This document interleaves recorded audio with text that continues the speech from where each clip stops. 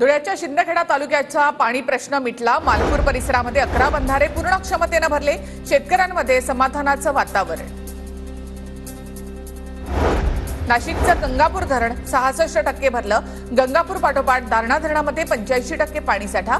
गंगापूर धरण 78% भरल्यानंतर मराठवाड्यासाठी पाणी सोडणार। वाशिम जिल्ह्यामधील अडाण धरणाच्या पाणी पातळीमध्ये वाढ। प्रकल्पामध्ये सध्या 68.19% पाणीसाठा।